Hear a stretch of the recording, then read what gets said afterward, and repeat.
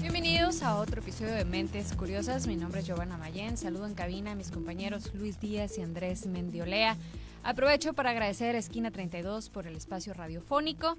Los invito a que no le cambien y que me acompañen durante este episodio. Si tienen alguna pregunta, algún comentario, algún saludo durante esta emisión, bueno, pues pueden comunicarse al número de WhatsApp 665-999446.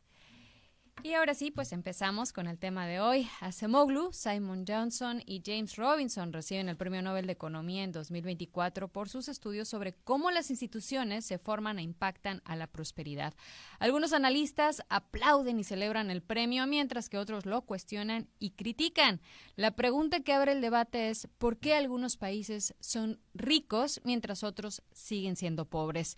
Los galardonados señalan que la respuesta está en las instituciones introducidas durante el periodo colonial. Acemoglu y Robinson, en particular, son conocidos por su influyente libro ¿Por qué fracasan las naciones? Mucho que analizar, se presta para cuestionar sobre estructuras políticas, económicas y sociales, además de historia.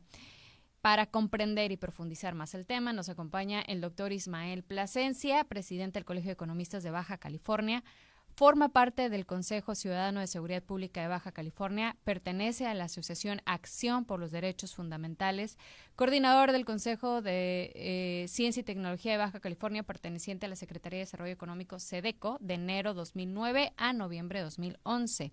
Asesor del Consejo Coordinador Empresarial de Tijuana y del CDT, Consejo de Desarrollo Económico de Tijuana, en materia de economía y educación, entre muchos otros papeles y actividades, tanto del sector público como privado. Bienvenido, doctor. Muchísimas gracias por la oportunidad de estar aquí otra vez con tu amable auditorio.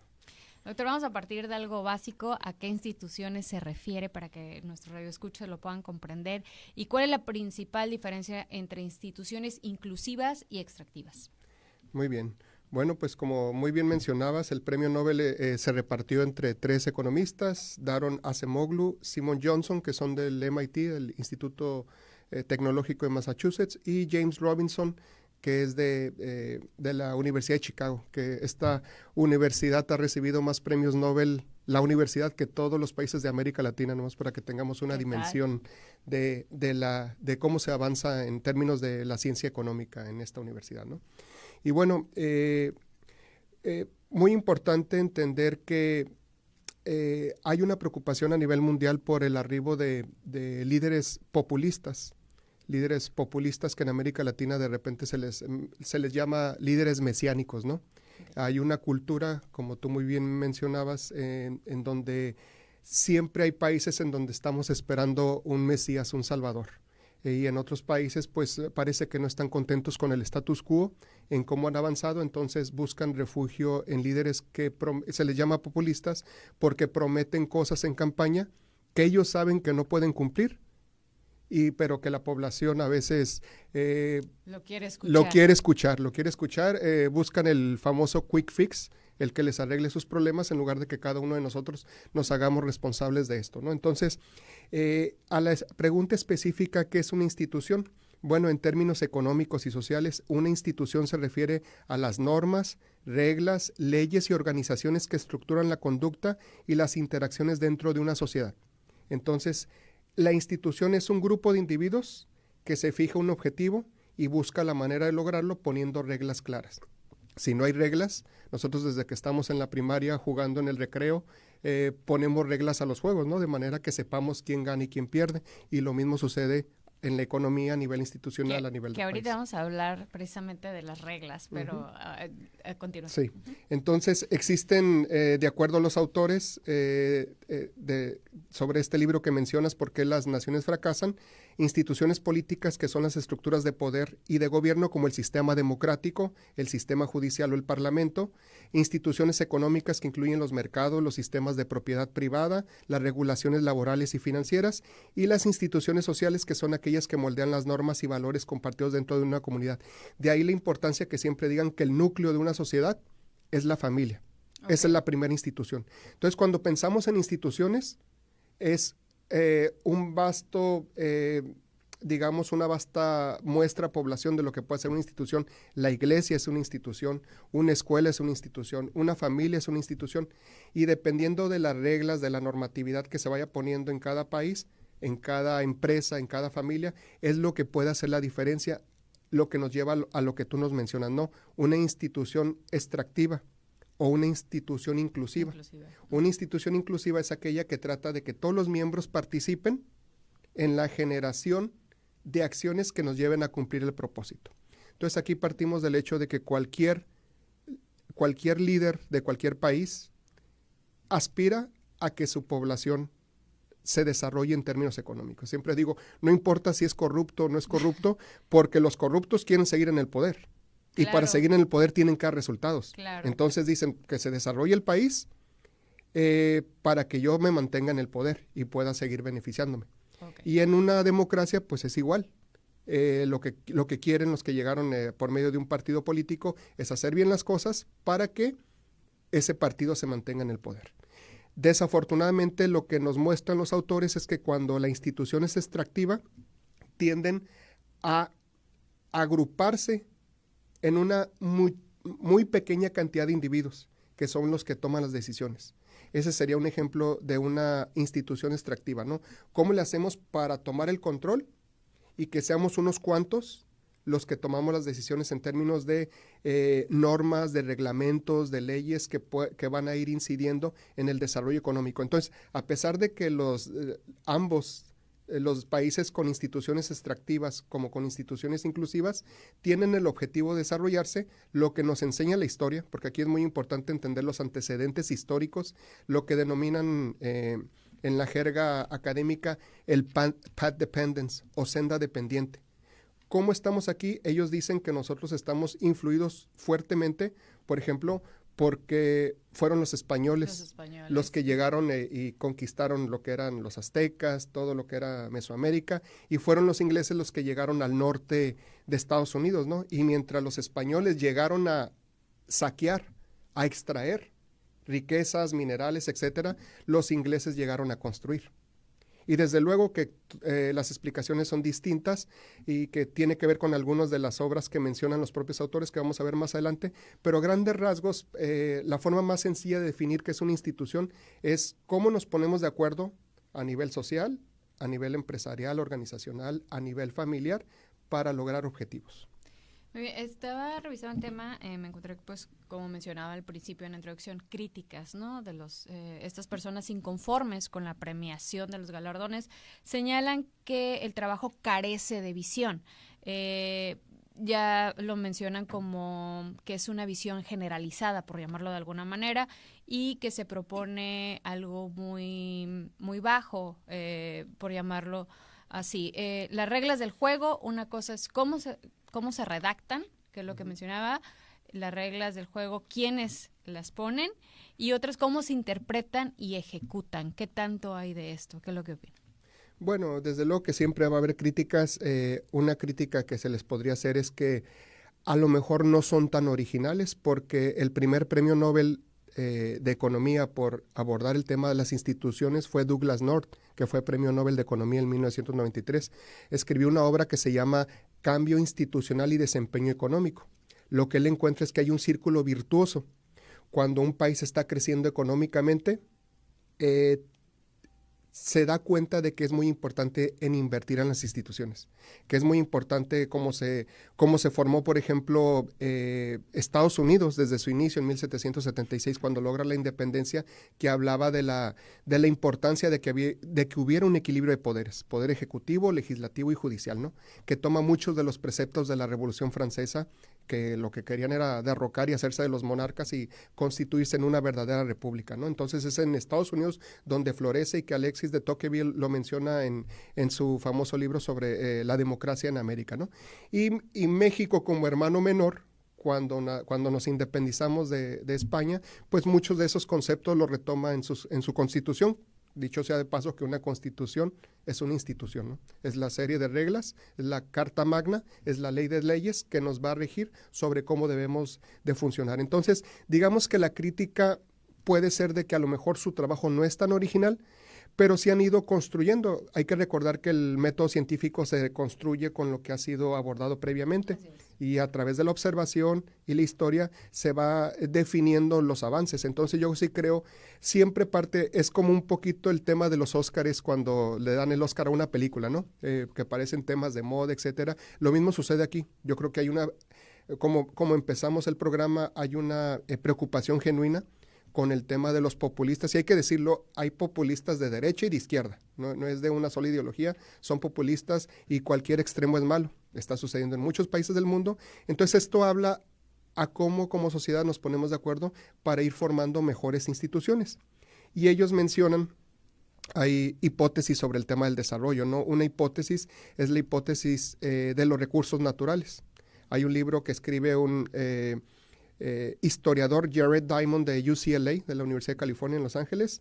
Él era ornitólogo, se dedicaba a estudiar las aves, y dice que estando en una isla de Papúa Nueva Guinea, se acercaron los habitantes de Papúa Nueva Guinea y le preguntaron: doctor, ¿por qué Estados Unidos genera tanto cargo? Le dijeron, tanto cargamento de cosas que manda Estados Unidos a Papúa Nueva Guinea, y por qué Papúa Nueva Guinea no manda productos a otros países del mundo, ¿no?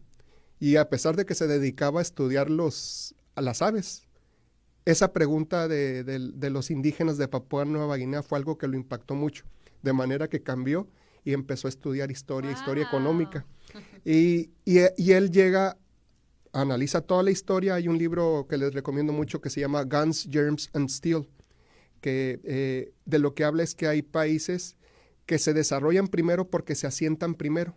Cuando nosotros éramos nómadas, que andábamos, como ustedes recordarán, salimos hace 5 o 7 millones de años de África, llegamos a Europa, ahí se dan los primeros asentamientos, porque logran, el primer asentamiento importante fue en lo que ahora es Irak, ¿no? Entre el río Tigris y Éufrates, en Mesopotamia, en donde ahí se dan cuenta de que pueden desarrollar tecnología agrícola, se asientan, y una vez que se asientan, empieza a generarse productividad. Ya no todo mundo se tiene que dedicar, las mujeres a cuidar a los niños y a cocinar, y los hombres a cazar, sino que ya con la agricultura puedes alimentar animales y empieza todo esto, ¿no? Y ahí empieza una división. Ya no era necesario que todos trabajaran, entonces hay otros que se dedican a pensar. Y hay algunos de los que se dedican a pensar que dicen, ¿cómo generamos estructuras de poder para evitar que otros lleguen y nos quiten este lugar de territorio en el que ya nos asentamos nosotros? Y empieza el tema militar y el tema político, etcétera, ¿no? Entonces así seguimos, unos van hacia Asia, otros van hacia Europa, y en Europa, pues con el mismo tema de una pregunta que se hace el autor es ¿por qué Europa descubre América y no América descubre Europa, ¿no? Entonces la tecnología tiene que ver con la tecnología, como empieza con el tema del ganado. Decía, por ejemplo, ahí los españoles dormían con las vacas, con los puercos, etcétera. Entonces se enfermaban, por eso Gans, se enfermaban, les daban los microbios, les daban enfermedades, muchos de ellos morían, pero las nuevas generaciones ya nacían inmunes. Cuando llegan a América, no estaban acostumbrados a los gérmenes, y por eso, de una población, nada más para que dimensionemos, había alrededor de 15 millones de habitantes en América cuando llegan los españoles. 14 millones murieron por los virus y los gérmenes. Entonces siempre vemos la historia de pues, las guerras entre los españoles, los aztecas, etcétera, Atahualpa. Llegan buscando oro, no encuentran oro en México, encuentran plata, algunos se van al Perú. Entonces decía, mientras que acá había escritura y buena comunicación, acá no había tanta escritura ni buena comunicación. Entonces él lo atribuye al tema climático geográfico. Okay. En climas templados es más fácil desarrollarse. Entonces tenemos el globo terráqueo, está el Ecuador, está al norte el trópico de Cáncer, al sur el trópico de Capricornio, y dice, todas las naciones que están en este cinturón donde hace muchísimo calor están condenadas a ser pobres. Y eso es lo que cuestionan los premios Nobel, dicen, no es cierto, hay países como Singapur, que salen, países como Malasia, que se han desarrollado, etcétera. Entonces, parece que incide la geografía y la historia, pero no de manera tan importante, porque hay toda una teoría de la maldición de los recursos naturales. Somos pobres porque encontramos petróleo y porque es muy fácil sacar un barril de petróleo y exportarlo, mientras que un país como Japón, que no tiene petróleo, ¿qué hizo? 27 refinerías. Mientras que México tenía 3 refinerías, Japón sin petróleo tenía 27 refinerías. Entonces Japón recibe petróleo, lo refina, le da valor agregado y lo vende. Mientras que nosotros nomás, teoría de comportamiento. aquí está el tema extractivo. Extraemos un barril de petróleo y lo mandamos, importamos gasolina, por ejemplo, ¿no? Entonces, así es como se va configurando. Y hay otra explicación muy interesante de otro gran sociólogo, Max Weber, que escribió el libro La ética protestante, en donde hay él es el que da la explicación histórica religiosa, en donde dice, con el protestantismo, vino todo este movimiento de Martín Lutero en Alemania, y Juan Calvino en Francia, que es expulsó de Francia y se va a Ginebra, Suiza, y ahí empieza el movimiento a cuestionar todos los preceptos de la Iglesia Católica. Y de ahí el cambio de religión, por ejemplo, en Inglaterra, y por eso llegan con una mentalidad distinta. Juan Calvino decía, hay otra forma de agradar a Dios, y es a través del trabajo. Mientras, entonces él decía que era algo bueno acumular, pero no para los lujos propios, sino para la reinversión de lo que se genera, para que todo mundo tenga mejores oportunidades. Entonces es el capitalismo ascético que menciona la ética protestante, y era lo que decíamos cuando los ingleses llegan a Estados Unidos a construir, mientras que los españoles llegan a América Latina a extraer, ¿no? Entonces, si te fijas, hay explicaciones geográficas, históricas, hasta culturales, religiosas, ¿no? Y ellos lo que tratan de hacer es ir quitando esas hipótesis para decir, lo importante son las instituciones que se van construyendo y ver qué funciona y qué no funciona, y si no tienes personas con mentalidad extractiva, van a ir cambiando y mejorando, ¿no? Yo recuerdo, estaba en Londres en 2010 y un taxista me dice, empezamos a platicar, me llevaba al aeropuerto de Heathrow y me dice, pues ya le digo que soy economista, que me dedico, estoy en México, bla, bla, bla. Dice, tengo una pregunta para usted. Dice, ¿por qué Estados Unidos, que fue colonia de Inglaterra, es ahora más importante Estados Unidos que Inglaterra? ¿Por qué Brasil, que fue colonia de Portugal, ahora es más importante Brasil que Portugal? ¿Y por qué México? Ese taxista sí tiene una mente curiosa. ¿Y por qué México no ha sido económicamente más importante que España? Entonces son de esas preguntas que, híjole, ¿qué le contestas? ¿Qué le contestas, no? Entonces, parte de eso tiene que ver con el tema institucional. Yo leo este libro hace ya varios años, Why Nations Fail, de los premios Nobel, porque le hicieron una entrevista al expresidente Felipe Calderón en España, en donde le están preguntando qué sucede con México. Y él dice, si ustedes leen el libro Why Nations Fail, ahí viene. Tenemos instituciones que no hemos acabado de construir, que siguen evolucionando, y un tema muy importante que tenemos ahorita, que lo vemos reflejado en la inseguridad, es el tema de la corrupción. La falta de aplicar las leyes y que las leyes se cumplan. Y esto me lleva recuerdo cuando era estudiante de economía, nos visitó un macroeconomista, Rudiger Dornbusch, en el sexenio de Salinas de Gortari. Y en la conferencia que él dio, la clásica pregunta siempre es esa, ¿no? Porque Estados Unidos se desarrolla económicamente y México no. Y él contestó, es algo que se me quedó muy grabado, es porque en Estados Unidos tienen leyes flexibles con cumplimiento rígido, mientras que en México tienen leyes rígidas con cumplimiento flexible. Y si te fijas, ahí resume todo de lo que ocurre en nuestro país. No del momento actual, sino históricamente, ¿no? Ellos, los autores, los premios Nobel, lo atribuyen que traemos la maldición de los españoles, ¿no? Pero ¿cómo nosotros podemos dejar de echarle la culpa a los españoles y trabajar para construir mejores instituciones que nos den diferentes resultados a los que hemos tenido, ¿no? Así es, aquí pues exponen a los españoles cómo se asentaron en la época de la colonización y llegan con nuevas formas de mercado, cultura, escenarios favorables para ellos, hay otros que lo cuestionan. Sin embargo, bueno, pese a que fueron modelos adoptados, la economía de ambos países, como mencionas, no es la misma y el taxista hace una buena reflexión, ¿no? En esta anécdota que comentas. Fuera del aire platicábamos, ¿no? Cómo podemos manejar nuevas estructuras, cómo manejar nuevas estrategias si no conocemos un poquito de la historia, ¿no? ¿Qué mueve, digamos, a la masa a la que quieres llegar? ¿Qué países consideras ejemplos exitosos de haber transformado sus instituciones para fomentar la prosperidad? Los países más exitosos son los países nórdicos, Finlandia, Suecia, Islandia. Son países, creo yo, que son los más avanzados, ¿no? Hay potencias económicas como Estados Unidos, como China, pero si queremos ver realmente el funcionamiento de las instituciones y que se refleje en un nivel de vida y de felicidad, mucho la educación. La otra institución importantísima que menciona, ¿no? La educación. Ahí está la clave. Si los niños y jóvenes están recibiendo un adoctrinamiento o están recibiendo una verdadera educación, pero de ese, como siempre decimos, ese es tema de otro programa, ¿no? A mí me gustaría, si me permite, resaltar un ejemplo de esos impactantes, porque es con lo que empieza en el capítulo 1 de su libro Why Nations Fail, o Por qué las naciones fracasan, y empiezan comparando la ciudad de Nogales. Sí. Entonces, Nogales era un pueblo, era un rancho, así como la famosa tía Juana que se convirtió en Tijuana, era un pueblo de los nogales, por los árboles de nogales que habría, y pues que tuvieron la suerte de que pasa por ahí la división territorial, y de la noche a la mañana, pues ya quedan divididos, ¿no? Se hace una avenida internacional para los carruajes de caballos, etcétera, se constituyen como ciudad en 1880, y quedan Nogales, Sonora al sur, y Nogales, Arizona al norte, ¿no? Y entonces, ¿por qué es importante este ejemplo? Porque otra de las hipótesis es de que el tema cultural, ¿no? El anglosajón es más inteligente y trabajador que el latinoamericano. Pero ¿cómo explicamos que un mexicano es 3 veces más productivo que en Estados Unidos? Las instituciones.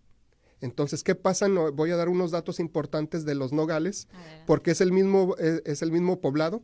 Cuando viene la división, no corrieron los del norte a vivir al sur o viceversa, porque entendían que eran iguales. Las diferencias se fueron dando con el tiempo hasta que tenemos ahorita lo siguiente. El salario mínimo en Nogales, Sonora, es de $2 la hora, $2.05. El salario mínimo en Nogales, Arizona, $14.35. 7 veces. Ahí está el contraste. El PIB per cápita, $10,000 anuales para los habitantes de Nogales, Sonora, $30,000 para los habitantes de Nogales, Arizona. 3 veces más, ya cuando dividimos toda la riqueza entre todos los habitantes sin importar si trabajan o no trabajan. Esperanza de vida, 72 a 75 años en Nogales, Sonora, versus 77 a 78 años en Nogales, Arizona. Una diferencia de 3 a 5 años. Entonces, cuando te pones en perspectiva, todo el mundo lo que queremos es vivir más. Estamos el mismo poblado dividido. Si pasas del otro lado, vas a vivir entre 3 a 5 años más. Ahí es donde vemos la diferencia de la importancia de las instituciones. Y viene el tema de la escolaridad. Escolaridad en Nogales, Sonora, de 9 a 10 años, versus la escolaridad en Nogales, Arizona, de 12 a 13 años. Es decir, mientras que en México llegamos a terminar la secundaria, en promedio, en Estados Unidos, en Nogales, Arizona, hay una diferencia de 3 años más. Y esto que les acabo de mencionar, que es PIB per cápita, que es esperanza de vida o salud y que es educación, es lo que se conoce como el índice de desarrollo humano. Eso es lo que nos está midiendo realmente el bienestar de un país, ¿no? Que en este caso, de un poblado que tiene las mismas características, pero que en el norte hay otras instituciones que funcionan de mejor manera de lo que funciona en el sur. Y así lo podemos ir multiplicando a todo el país, si analizamos la diferencia entre Tijuana y San Diego. Aquí es muy importante porque es un poblado. Tan lejos? Aquí la diferencia es que es un poblado que se partió a la mitad. Acá Ajá. Tijuana y San Diego estaban separados y la frontera nos juntó, pero en ese caso era un poblado que fue partido a la mitad, sí, ¿no? Aquí la calidad de vida, o sea, es las mismas personas y todo el mismo. Y ojo, la misma tierra. Hay que decir que Nogales, Sonora, está mejor que el promedio de México, mientras que Nogales, Arizona, está por debajo del promedio de Estados Unidos. Entonces, pero es la forma impactante de medir con datos para respaldar el argumento de la importancia de las instituciones. Wow. ¿Qué países consideras no países? Sí, ¿qué países consideras que pudieran ser el lugar más similar a México en su economía? Una economía similar, perdón. Bueno, lo que hace el fondo... Esto para concluir, perdón. Sí, Lo que hace el Fondo Monetario y el Banco Mundial, etcétera, es ponernos en rentas, en países por rentas altas, países desarrollados, rentas medias y rentas bajas, ¿no? México está en rentas medias, es decir, que hay muchos países similares a nosotros, pues dentro de rentas medias entrarían países como Argentina, como Colombia, como Brasil. Estamos muy categorizados en el tema latinoamericano. Muchos países asiáticos que hace 30 años tenían un tercio de la riqueza per cápita que nosotros tenemos, ahorita nos rebasaron prácticamente, ¿no? Entonces, volvemos al tema, por ejemplo, Corea del Sur. Entonces, en este sentido, somos renta media y somos similar a países como Brasil, por ejemplo. Ok, lamentablemente llegó el tiempo de despedirnos así súper rápido. ¿Alguna conclusión? Bueno, que es importante que las instituciones se forman a través del tiempo y creo que tú decías algo muy importante, el tema educativo, que nuestros niños, nuestros jóvenes conozcan la historia porque de repente nos lampareamos cuando nos vienen a vender espejitos y tenemos que trabajar en esa parte, que tomemos mejores decisiones como comunidad, como sociedad y como país. Perfecto. Muchísimas gracias, doctor Plasencia. No, gracias a ustedes. No olviden seguirnos a través de redes sociales, Mentes Curiosas Radios. Hasta la próxima.